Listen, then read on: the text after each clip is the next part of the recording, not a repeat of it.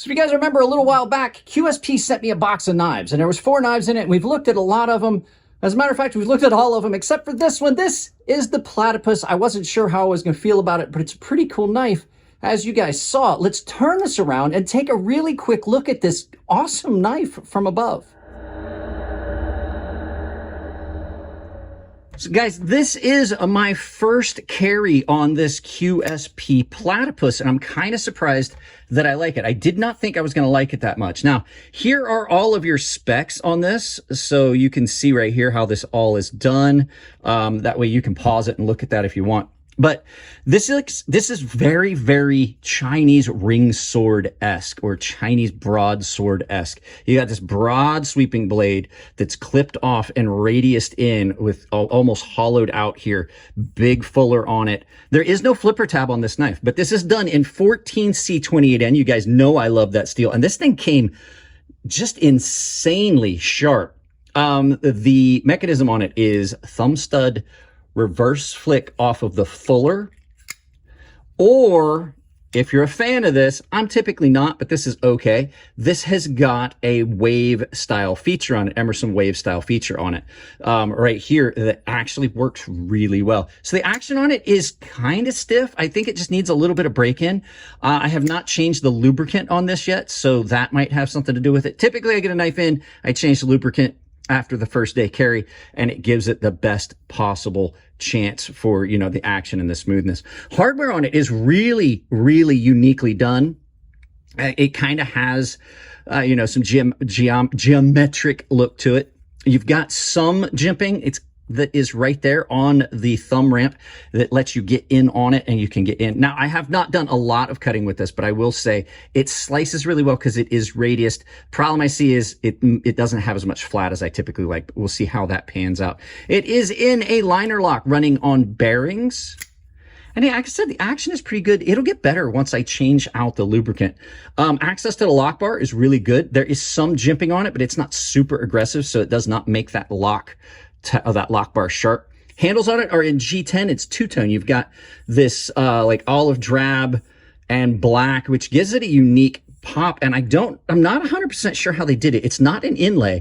It's obviously been done when they manufactured the G10. I just don't know how they did it. If they milled it out and then pressed it in and then milled it, because you can see the milling lines and everything. But the pattern in the material seems to carry through all the way through the same. Reversible pocket clip with a space holder. And then I saved this for last. This backspacer really surprised me. I had not really noticed it before I felt the backspacer. I was like, that feels cool. But you've got more of this Chinese ring sword style, you know, geometric pattern that you would see on some of the old style Chinese swords. So it is really cool. Typically, I'm not a fan of like a jimped backspacer. I think it's kind of a waste. It doesn't, you know, it doesn't usually add aesthetics to it, but that is absolutely gorgeous on that. In and out of pocket has been great. The pocket clip is not a hot spot. It feels really, really good in hand. It definitely does feel good in hand. So there's a lot of good stuff about this. Now, I will say, with the good, there always is some bad, and I have noticed a couple things just in pocket first day that I'm not such a big fan of.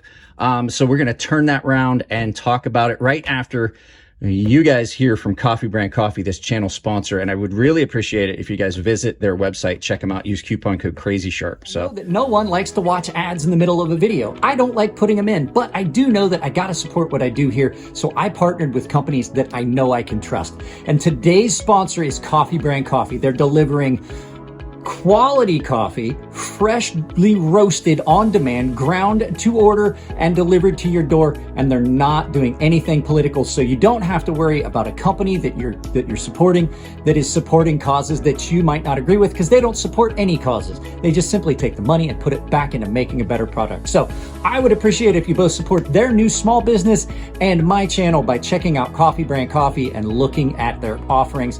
Use the link below and my coupon code CrazySharp on their website. It's CrazySharp, all one word, capital C, capital S. Let's get back to this. now there are a couple small things about this knife that I'm not such a big fan of. As much as I like the way this knife cuts, I am a fan of a nice blade with a flat. I'm a big Warncliffe fan. I feel that you lose a little bit of your ability to do some things with this radius blade, because if you're trying to work up at the tip, you know, if you're back here and you're cutting, but if you're trying to work up at the tip, it puts you at a weird angle. Even when you get up here, you've got all that belly in the way, and it's kind of hard to do the things that you could do with a knife that had a much flatter edge profile. Even the knife that I'm carrying right now, which is pretty much a fully radiused edge, is not near as radiused, this PM2. So that would be my first thing. Next thing is, I think this knife needed a flipper tab. As cool as it is, the way it looks and everything, and it does have the wave feature, I feel that this knife particularly needed a wave feature, or not a wave feature, but a flipper tab. I know it would have changed the overall look of the knife and feel of the knife, but I think it did.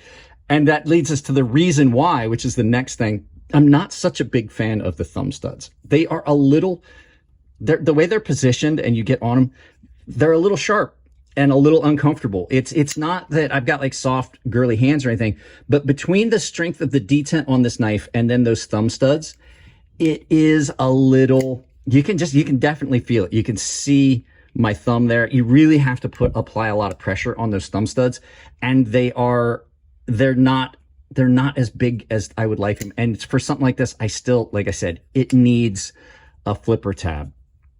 All in all, though, it is very, very attractive. I wish they had, one last thing, I wish they had put this in the backspacer back here. I think that would have been a lot cooler, just to put a post, like mill this out and then put a little post in there right on the very end of that would look cool. And you could put almost like a streamer style lanyard on it if you wanted.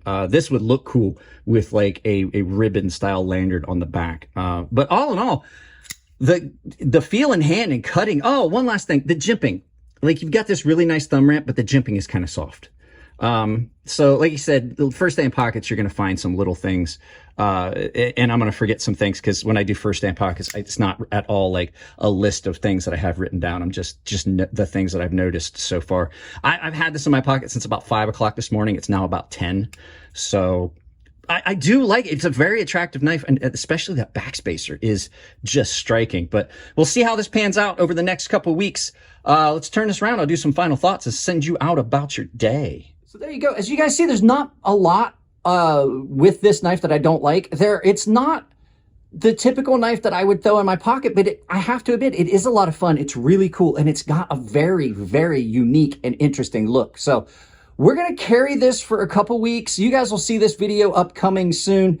There's going to be some changes to the channel, I believe. You guys will hear about that in future videos. I will start doing live feeds again on YouTube and on Rumble. So that probably will have happened by the time you guys get to see this video, but I'll talk about that in live feeds. So guys, I love you all. I really would appreciate if you guys would drop likes on videos, share them with people that you think would enjoy them. It really does help the channel. If you want to support the channel financially, like I said in the video, Coffee Brand Coffee is a huge sponsor of this channel.